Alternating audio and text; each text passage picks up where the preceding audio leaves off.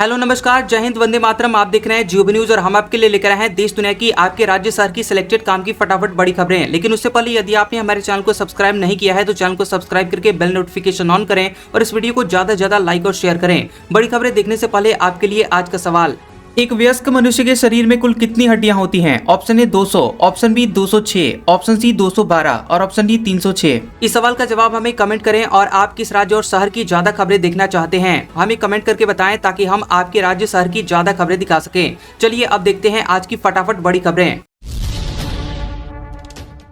सरकारी राशन की दुकानों पर अब नहीं होगी हेराफेरी, ब्लूटूथ से जुड़ेंगी पोस्ट मशीनें और इलेक्ट्रिक कांटे, 10 ग्राम की चोरी भी पकड़ ली जाएगी। राजस्थान में सरकारी राशन केंद्रों से गेहूं कम मिलने की झंझट अब हमेशा के लिए खत्म होने वाली है। गरीब परिवारों को गेहूं वितरण में होने वाली गड़बड़ियों को रोकने के लिए खाद्य एवं नागरिक आपूर्ति विभाग ने ये नवाचार किया है। इसके तहत अब राशन की दुकानों पर रखी जाने वाली पोस्ट मशीन और गेहूं तोलने वाले कांटे यानी इलेक्ट्रॉनिक तराजू को ब्लूटूथ के जरिए आपस में जोड़ दिया जाएगा। इस नई तकनीक के आने के बाद दुकानदार चाहकर भी तोल में हेराफेरी नहीं कर पाएगा, क्योंकि 10 या 20 ग्राम की गेहूं की चोरी भी तुरंत मशीन पकड़ लेगी। फरवरी से गेहूं वितरण में इसी मॉडल को अपनाया जाएगा। यूपी में शिक्षा मित्रों का मानदेय बढ़ेगा, बुजुर्गों, दिव्यांगों और विधवाओं की पेंशन में भी होगा इजाफा। बजट के जरिए वोट बैंक साधेगी सरकार। योगी सरकार 2.0 का 5वां बजट फरवरी में पेश होगा। विधानसभा चुनाव 2027 को देखते हुए सरकार ने बजट में 1 करोड़ से अधिक महिलाओं को सौगात देने की तैयारी की है। सरकार वृद्धावस्था पेंशन, निराश्रित महिला पेंशन, विधवा पेंशन, आशा कार्यकर्ता और शिक्षा मित्रों के मानदेय में बढ़ोतरी करने जा रही है। एक्सपर्ट्स का मानना है कि विधानसभा चुनाव से पहले वोट बैंक साधने की तैयारी है। ये ऐसा वोट बैंक है जो न केवल बढ़ चढ़कर मतदान करता है बल्कि गाँव-गाँव और गली गली में माहौल भी बनाता है। 28,50,000 से ज्यादा बच्चे देंगे इस बार 10वीं और 12वीं बोर्ड के एग्जाम। EI पकड़ेगा फर्जी दस्तावेज, मॉडर्न तकनीक से मॉनिटरिंग, बोर्ड की स्टूडेंट्स को सलाह, नियमों को अच्छे से समझ लें। बता दें कि BSEB इस साल मैट्रिक और इंटरमीडिएट परीक्षा को पूरी तरह नए और सख्त तरीके से करवाने वाली है और इस बार परीक्षा केवल किताबों और सवालों तक सीमित नहीं रहेगी बल्कि समय की पाबंदी, तकनीकी निगरानी और दस्तावेजों की शुद्धता भी सफलता की अनिवार्य शर्त बनेगी। बोर्ड ने साफ कर दिया है कि 2026 की परीक्षा में लापरवाही, फर्जीवाड़ा और अनुशासनहीनता के लिए कोई जगह नहीं होगी। वहीं बिहार बोर्ड ने परीक्षा को कदाचार मुक्त बनाने के लिए प्रवेश नियमों को पहले से ज्यादा सख्त कर दिया है। पहली पाली की परीक्षा सुबह 9:30 बजे शुरू होगी, लेकिन अभ्यर्थियों को सुबह 8:30 बजे तक ही परीक्षा केंद्र में प्रवेश दिया जाएगा। सुबह 9 बजे गेट पूरी तरह से बंद कर दिए जाएंगे। इसके बाद किसी भी परीक्षार्थी को प्रवेश नहीं मिलेगा, चाहे कारण कुछ भी हो। बजट सत्र से पहले सर्वदलीय बैठक, 35 से ज्यादा पार्टियों के सांसद शामिल हुए। सरकार का VB जीरामजी कानून पर चर्चा से इनकार। 28 जनवरी से शुरू होगा सेशन। संसद के बजट सत्र से पहले सरकार ने विधायी और अन्य एजेंडों पर चर्चा करने के लिए सर्वदलीय बैठक बुलाई। रक्षा मंत्री की अध्यक्षता में हुई मीटिंग को 35 से ज्यादा पार्टियों के सांसद शामिल हुए और इस दौरान बजट सत्र को सकारात्मक और सुचारू रूप से चलाने को लेकर चर्चा की गई। बजट सत्र 28 जनवरी को राष्ट्रपति द्रौपदी मुर्मू के लोकसभा और राज्यसभा की संयुक्त बैठक को संबोधित करने के साथ ही शुरू होगा और केंद्रीय बजट 1 फरवरी को पेश किया जाएगा। इस दिन रविवार है। देश भर में UGC के नए नियमों का विरोध, दिल्ली हेडक्वार्टर की सुरक्षा बढ़ाई गई। यूपी में सवर्ण सांसदों को चूड़ियां भेजी गई। सरकार बोली कोई भेदभाव नहीं होगा। देश भर में जनरल कैटेगरी के स्टूडेंट्स और सवर्ण जाति के लोगों का यूनिवर्सिटी ग्रांट्स कमीशन यानी UGC के नए नियमों को लेकर विरोध तेज हो गया है। नई दिल्ली में UGC हेडक्वार्टर के बाहर सुरक्षा बढ़ा दी गई है। प्रदर्शनकारियों को कैंपस के अंदर घुसने से रोकने के लिए बड़ी संख्या में बैरिकेड्स लगाए गए हैं। उत्तर प्रदेश के लखनऊ, रायबरेली, वाराणसी, मेरठ, प्रयागराज और सीतापुर में छात्रों, युवाओं और कई संगठनों ने जगह जगह प्रदर्शनों में हिस्सा लिया। रायबरेली में भाजपा किसान नेता रमेश बहादुर सिंह और गौरक्षा दल के अध्यक्ष महेंद्र पांडे ने सवर्ण सांसदों को चूड़ियां भेजी। भारत यूरोपियन यूनियन में 18 साल बाद ट्रेड डील, इंपोर्टेड लग्जरी कारों पर टैरिफ 110% से घटकर 10%, प्रीमियम शराब पर 150% की जगह 20% का टैक्स। भारत और यूरोपियन यूनियन EU के बीच 18 साल की लंबी बातचीत के बाद फ्री ट्रेड एग्रीमेंट FTA हो गया है। भारत और यूरोपियन यूनियन के नेताओं ने 16वें भारत EU समिट के दौरान इसका ऐलान किया है। न्यूज एजेंसी पीटीआई के मुताबिक इस समझौते को 2027 में लागू किए जाने की संभावना है। इस डील के बाद भारत में यूरोपीय कारें जैसे कि BMW, मर्सिडीज पर लगने वाले टैक्स को 110% से घटाकर 10% कर दिया जाएगा। इसके अलावा भारत में यूरोप से आने वाली शराब और वाइन पर टैक्स कम हो सकता है। यूरोपीय देशों की शराब पर अभी 150% का टैरिफ लगता है, जिसे घटा करके 20 से 30% किया जाएगा। 30,000 करोड़ की बात सुनकर चौंके अनिरुद्धाचार्य। माघ मेला में युवक ने 15 करोड़ देने की इच्छा जताई, बोला बिटकॉइन में इन्वेस्ट करता हूं। प्रयागराज में चल रहे माघ मेले के दौरान प्रसिद्ध कथावाचक अनिरुद्धाचार्य महाराज की कथा में उस समय सब लोग हैरान रह गए जब एक युवक ने मंच से खड़े होकर महाराज को 15 करोड़ रुपए दान करने की इच्छा जताई। युवक ने दावा किया कि वह करीब 30,000 करोड़ रुपए की संपत्ति का मालिक है और उसका 50% हिस्सा सनातन धर्म के कार्यों में दान करना चाहता है। कथा के दौरान युवक ने अनिरुद्धाचार्य महाराज से सवाल किया कि वह ये रकम उन्हें किस तरह दे सकता है। ये सुनकर महाराज जी खुद चौंक गए और युवक से पूछा कि वो क्या काम करता है। युवक ने जवाब दिया कि वो ट्रेडिंग करता है और बिटकॉइन में निवेश करता है। इसके साथ ही उसने ये भी दावा किया कि उसने वर्ष 2022 में FD करवाई थी, जिसकी वैल्यू अब 30,000 करोड़ रुपए होने वाली है। बता दें कि युवक की बातें सुनकर पंडाल में मौजूद श्रद्धालु अचंभित रह गए और माहौल में ठहाके गूंज उठे। इस पर अनिरुद्धाचार्य ने प्रतिक्रिया देते हुए कहा कि हमें ये पैसे मत दो, अगर सच में इतना सामर्थ्य है तो इतने पैसों से स्कूल खोलो, गरीब बच्चों को निःशुल्क शिक्षा दो, भारत के कोने कोने में विद्यालय स्थापित करो और लोगों की सेवा करो। ममता कुलकर्णी को किन्नर अखाड़ा ने बाहर निकाला। अभी मुक्तेश्वरानंद को फर्जी और 10 में 9 महामंडलेश्वर को झूठा कहा था। किन्नर अखाड़ा से महामंडलेश्वर ममता कुलकर्णी को बाहर कर दिया गया है। इसकी पुष्टि अखाड़े के प्रमुख महामंडलेश्वर डॉक्टर लक्ष्मी नारायण त्रिपाठी ने वीडियो जारी करके किया। उन्होंने कहा कि अखाड़े के पदाधिकारी से बैठक करके यह निर्णय लिया जाता है। अब ममता कुलकर्णी से अखाड़े का कोई संबंध नहीं है, वह अखाड़े के अधिकारी या सदस्य नहीं है। हमारे अखाड़े में महिला भी है, पुरुष भी है और किन्नर भी है। हम किसी तरह का विवाद नहीं चाहते। मौनी अमावस्या के दिन जिस तरह से बटुक ब्राह्मणों को शिखा पकड़कर पीटा गया, उससे हमारी भी नाराजगी है। ब्रिटेन में भारतवंशी नेता सुएला ब्रेवरमैन ने कंजर्वेटिव पार्टी छोड़ी, कट्टर दक्षिणपंथी नाइजल फराज की पार्टी में शामिल हुई। ब्रिटेन की पूर्व गृह मंत्री सुएला ब्रेवरमैन ने कंजर्वेटिव पार्टी छोड़कर आप्रवासन विरोधी party reform UK party join कर ली है। उन्होंने कहा कि वे अब टोरी पार्टी को अलविदा कह रही हैं, क्योंकि कंजर्वेटिव सरकार के दौर में इमिग्रेशन पूरी तरह काबू से बाहर हो गया। 45 साल की ब्रेवरमैन दक्षिणी इंग्लैंड के फेयरहैम और वाटरलूविल से सांसद हैं और गोवा मूल की हैं। उन्होंने सार्वजनिक तौर पर बताया कि उन्होंने कंजर्वेटिव पार्टी की 30 साल पुरानी सदस्यता से इस्तीफा दे दिया और लंदन में हुए कार्यक्रम में रिफॉर्म यूके के नेता नाइजेल फराज ने उनका स्वागत किया। ट्रंप ने साउथ कोरिया पर 25% टैरिफ लगाया, कहा उन्होंने हमारी ट्रेड डील मंजूर नहीं की। कोरिया बोला हमें इसकी जानकारी नहीं। कोरिया के राष्ट्रपति डोनाल्ड ट्रंप ने साउथ कोरिया के सामानों पर 25% टैरिफ लगा दिया है। ट्रंप ने आरोप लगाया कि साउथ कोरिया पिछले साल हुए ट्रेड डील पर ठीक से अमल नहीं कर रहा है। ट्रंप ने सोशल मीडिया पर पोस्ट करके कहा कि साउथ कोरिया पर 15% से बढ़ाकर 25% टैरिफ लगाया जाएगा। ये टैरिफ कारों, लकड़ी, दवाइयों और बाकी के उत्पादों पर लागू होगा। ट्रंप का कहना है कि साउथ कोरिया की संसद इस समझौते को मंजूरी देने में देर कर रही है, जबकि अमेरिका ने समझौते के मुताबिक अपने टैरिफ तेजी से कम किए हैं।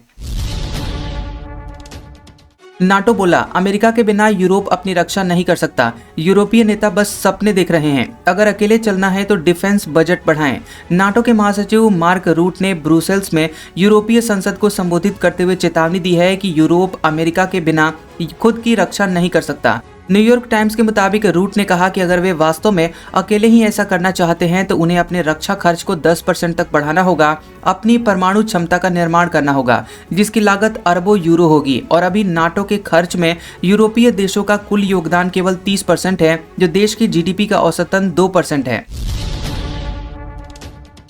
दुनिया को डराने वाले ट्रंप यूरोप के आगे झुके। 27 देशों ने ट्रेड बाजुका की धमकी दी। घबराए ट्रंप ने 10% टैरिफ हटाया। अमेरिकी राष्ट्रपति डोनाल्ड ट्रंप ने स्विट्जरलैंड के दावोस में हुए वर्ल्ड इकोनॉमिक फोरम में जिस तरीके से यूरोपीय देशों की खिल्ली उड़ाई, उसी से साफ हो गया कि वे इन्हें कितनी अहमियत देते हैं। इसी बैठक से यूरोप को एक अहम सबक मिला। दावोस में यूरोप को सिखाया है कि जब सभी देश मिलकर सीमाओं और संप्रभुता की रक्षा करते हैं तो बड़े देशों के दबाव का मुकाबला किया जा सकता है। ट्रंप ने जब इन देशों पर 1 फरवरी से 10% टैरिफ लगाने की धमकी दी तो यूरोप ने अमेरिका पर ट्रेड बाजुका लगाने की धमकी दी। इसका मतलब साफ था कि यूरोप भी पूरी ताकत से जवाबी आर्थिक कदम उठाने के लिए तैयार है। आखिरकार दुनिया को टैरिफ से डराने वाले ट्रंप को यूरोपीय यूनियन यानी EU के 27 देशों के आगे झुकना पड़ा। सुप्रीम कोर्ट में महाकाल मंदिर की VIP दर्शन याचिका खारिज, हाईकोर्ट का फैसला बरकरार रखा। गर्भगृह में किसे प्रवेश मिलेगा, कलेक्टर ही तय करेंगे। उज्जैन के ज्योतिर्लिंग महाकालेश्वर मंदिर के गर्भगृह में नेताओं और VIP को प्रवेश देने का मामला अब सुप्रीम कोर्ट तक पहुंच गया है। इससे पहले इस मामले पर हाईकोर्ट में सुनवाई हो चुकी थी। सुप्रीम कोर्ट ने याचिका पर सुनवाई करते हुए हाईकोर्ट के आदेश में हस्तक्षेप करने से इनकार कर दिया और याचिका खारिज कर दी। इसके साथ ही इंदौर हाईकोर्ट का फैसला महाकाल मंदिर समिति पर लागू रहेगा। इसमें उज्जैन कलेक्टर को यह अधिकार दिया गया था कि वे तय करें कि कौन VIP है और कौन नहीं। जयपुर में मछली से हो रही आयुर्वेदिक दवाइयों की खोज, कम खर्च तेज रिजल्ट के कारण पहली पसंद बनी। इंसान से 70% जेनेटिक समानता है।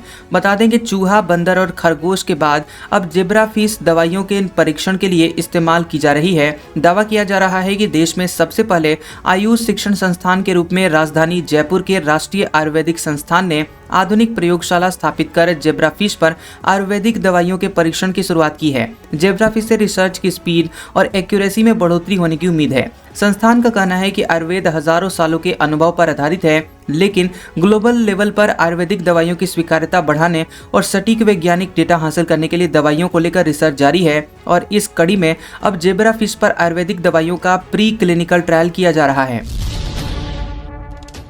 अयोध्या GST डिप्टी कमिश्नर का इस्तीफा, फुट फुट करोए, कहा योगी का अपमान बर्दाश्त नहीं। शंकराचार्य का कमेंट बुरा लगा। बता दें कि यूपी में शंकराचार्य का विवाद अब बढ़ता जा रहा है। अब PM मोदी, गृहमंत्री अमित शाह और CM योगी आदित्यनाथ के समर्थन में अयोध्या के GST deputy commissioner Prashant Kumar Singh ने इस्तीफा दे दिया है। उन्होंने कहा कि शंकराचार्य की CM पर की गई टिप्पणी से उन्हें बहुत बुरा लगा। इससे मैं आहत हूं। मुख्यमंत्री का अपमान मैं अब बर्दाश्त नहीं कर सकता। उन्होंने कहा कि जिस प्रदेश का नमक और रोटी खाता हूं, प्रदेश के वेतन से मेरा परिवार चलता है। अगर उस प्रदेश के मुखिया पर असंसदीय शब्दों का प्रयोग किया जाएगा तो मुझे दर्द होगा। मेरे अंदर भी दिल और संवेदना है, क्योंकि मैं यूपी कर्मचारी नियमावली के तहत बंधा हुआ हूं।